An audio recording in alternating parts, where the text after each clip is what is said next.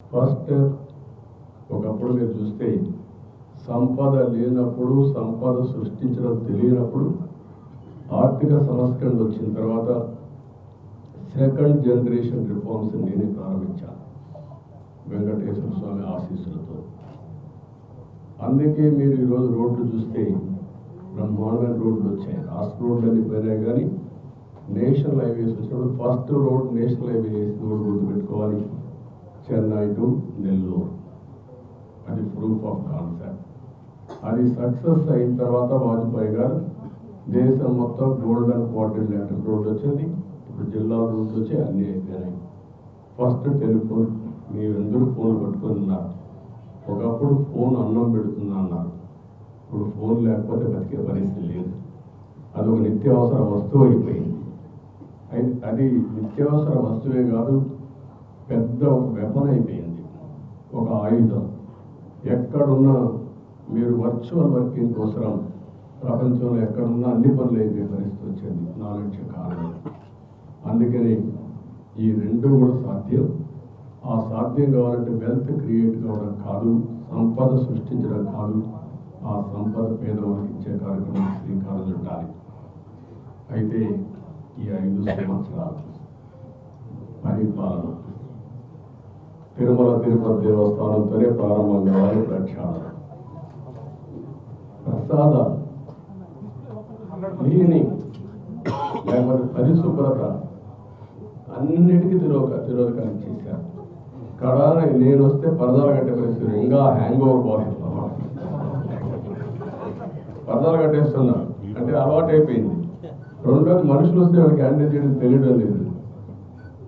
మనుషులు వస్తే హ్యాండిల్ చేయడం తెలియదు కాబట్టి కర్ఫ్యూ పెట్టేయడం. కర్ఫ్యూ పెట్టేస్తే ఎవరు రారు, నేరుగా వెళ్ళిపోవచ్చు, నేరుగా వచ్చేయచ్చు అన్నమాట.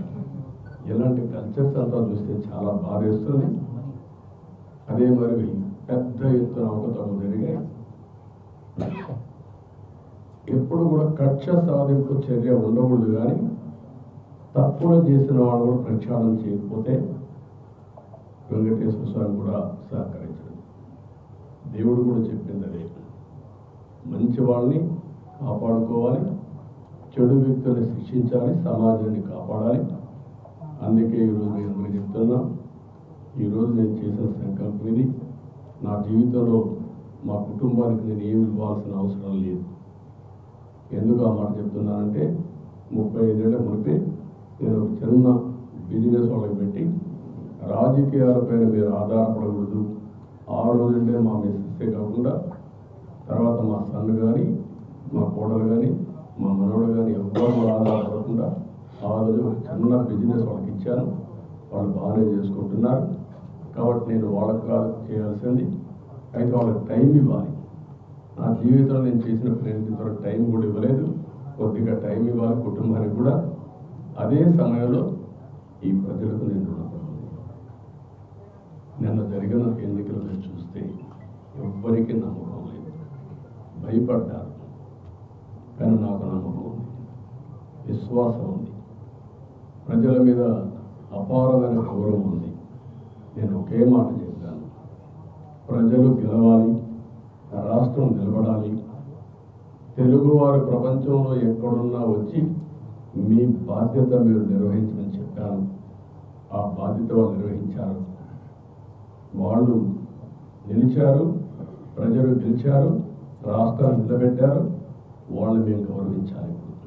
ఆ కార్యక్రమానికి శ్రీకారం చుట్టా. నేను ఏ ఒక్కరి వ్యక్తిని కాదు, వెంకటేశ్వర స్వామి సమక్షంలో చెప్తున్నా, నేను అందరి వాడిని, 5 కోట్ల ప్రజల మనిషిని, నేను 5 కోట్ల ప్రజలకు సంబంధించిన వ్యక్తిని. అయితే ఇక్కడ పనిచేసినప్పుడు రకరకాల మీడియా ఉన్నారు, మీరు ఒక పని చేశారు. కొంతమంది అయితే ప్రజాస్వామ్యం కోసం పోరాడి నిద్రపోని రాత్రులు కోర్టు చుట్టూ తిరిగే పరిస్థితి, మీ మనోభావాలు వాస్తవాలు కూడా చెప్పలేని దుస్థితి మీరు అనుభవించారు.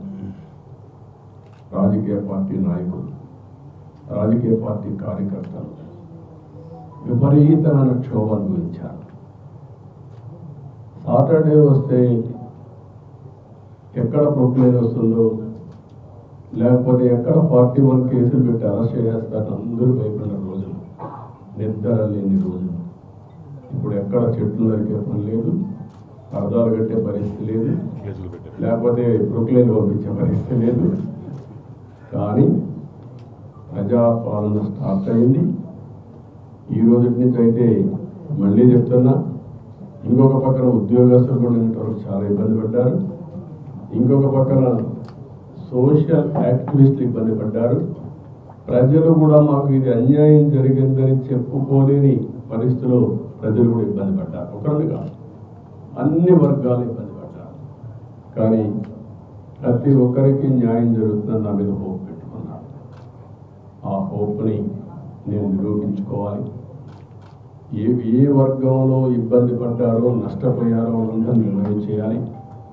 ఈ వెంకటేశ్వర స్వామిని కోరుకుంటున్నా, తద్వారా రాష్ట్రంలో ఉంటే ప్రజలు ప్రతి ఒక్కరికి విజ్ఞప్తి చేస్తున్నా, ఇది ప్రారంభం మాత్రం.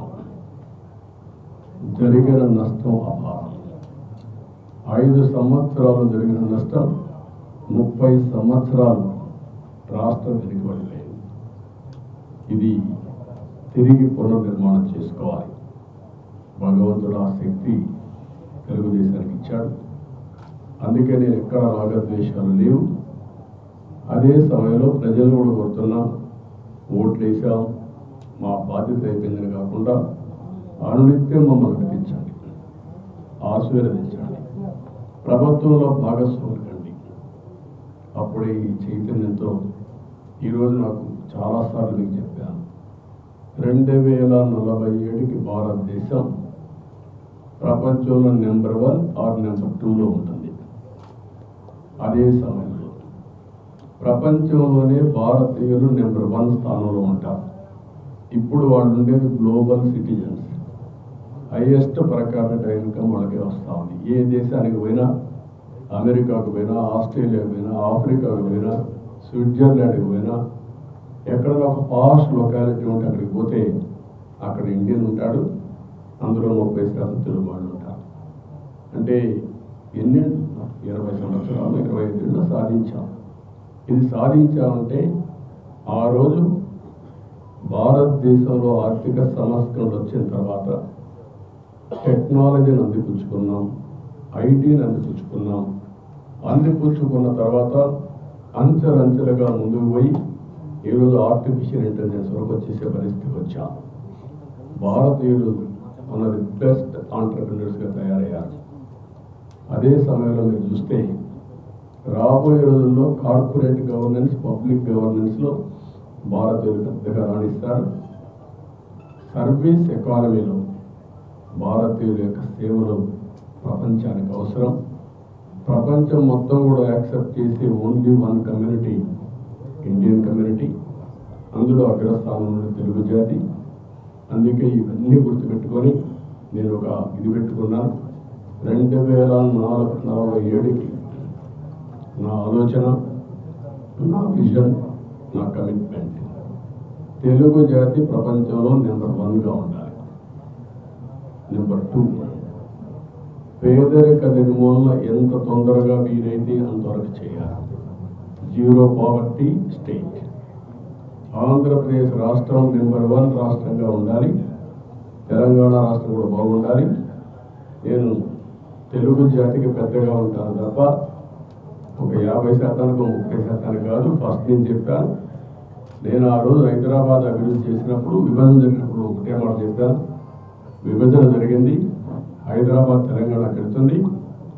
మళ్ళీ నేను కష్టపడి మళ్ళీ ఒక నగరాల నిర్మాణం చేయగా కాకుండా ఆంధ్రప్రదేశ్ని అభివృద్ధి చేసి రుణం తీర్చుకుంటాను వచ్చాను. అదే స్ఫూర్తితో అమరావతి, పోలవరం ఈ 2 ప్రారంభించాను. కానీ దురదృష్టం 2 కూడా ఈరోజు పడకేసే పరిస్థితులు వచ్చాయి. అమరావతి విధ్వంసం పాలైంది. పోలవరం ప్రతి ఎకరాకు నీళ్లు ఇవ్వాల్సిన జీవనాడి గోదావరిలో కలిపేసే పరిస్థితికి వచ్చారు. ఈ 2 కూడా మళ్ళా సెట్ చేసుకోవాల్సిన అవసరం ఉంది. ఏదైతే హైదరాబాద్ నగరం వల్ల తెలంగాణకు ఈరోజు హైయెస్ట్ పర్ క్యాపిటల్ ఇన్కమ్ కానీ మెరుగైన ఆదాయం వచ్చే పరిస్థితి వచ్చింది.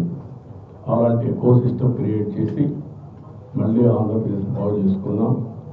అందుకే ఈ 2 ద్వేయాలతో మిగిలినవి చాలా ఉన్నాయి. ఆ విషయాలు నేను ఎప్పటికీ కూడా మాట్లాడతాను. ఈ విషయమే వెంకటేశ్వర స్వామిని కోరుకున్నది. నా ఆరోగ్యం, కుటుంబ ఆరోగ్యం, ప్రజల ఆరోగ్యం, కార్యకర్తల ఆరోగ్యం కూడా, ఇప్పుడు ఎన్డీఏ కార్యకర్తల ఆరోగ్యం కూడా బాగుండాలని కోరుకున్నాను. నా సెక్యూరిటీ, మా కుటుంబ సెక్యూరిటీ, కార్యకర్తల సెక్యూరిటీ, ప్రజల సెక్యూరిటీ బాగుండాలని కోరుకున్నాను. మంచి ఆరోగ్యాన్ని ఇచ్చి నేను అనుకున్న సంకల్పాన్ని ముందుకు తీసుకుపోవడం కోసం వెంకటేశ్వర స్వామిని ఆశీర్వదించాలని కోరుకున్నాను. వెంకటేశ్వర స్వామి తిరుమల తిరుపతి దేవస్థానం ఒక విషయం కూడా గుర్తుపెట్టుకోవాలి. తిరుమల ఒక పవిత్రమైన దివ్యక్షేత్రం. ఈ పవిత్రమైన దివ్యక్షేత్రాన్ని అపవిత్రం చేయడం భావ్యం కాదు. తెల్లవారుజామున 3 గంటలకు సుప్రభాత దర్శనానికి వస్తే వైకుంఠం అంటే మనకు తెలియదు, పుస్తకాలను చదువుతాం. వైకుంఠానికి పోవాలని కోరుకుంటాం చనిపోయిన తర్వాత. ఆ సమయంలో ఇక్కడికి వచ్చి వెంకటేశ్వర స్వామి దర్శనం చేసుకుంటే వైకుంఠంలో ఉన్న అనుభూతి కలుగుతుంది. నేను ఎన్నోసార్లు ఫీల్ అయ్యాను, ఇప్పుడు కూడా ఫీల్ అవుతున్నాను. అందుకే నేను ఇక్కడికి వచ్చినప్పుడు అన్ని విషయాలు మర్చిపోయి ఒక పవిత్రమైన భావంతో పోవాలి, ఒకే స్లోగన్ ఉండాలి. ఏడుకొండలవాడ వెంకటరమణ గోవింద గోవింద తప్ప, ఓం నమో వెంకటేశాయ తప్ప వేరే స్లోగనే ఉండకూడదు, వేరే వ్యక్తిని జ్ఞాపకం రాకూడదు. ఆ భయంతోనే మొత్తం ప్రక్షాళన చేస్తాం. మళ్ళీ భారతదేశం కాకుండా ప్రపంచం మొత్తం అభినందించే విధంగా ఈ టీడీపీని తీర్చిదిద్దామని తెలియజేసుకుంటూ, మరొకసారి మీ సమస్యలు మళ్ళా సమయం వస్తుంది, నేను ఎప్పటికీ కూడా మాట్లాడతా అన్ని విషయాలు. ఎందుకంటే మళ్ళా నేను లైన్ కూడా క్యాచ్ చేస్తున్నానండి. Just couple of questions sir. ప్రక్షాళన టీటీడీ నుంచి ప్రారంభం.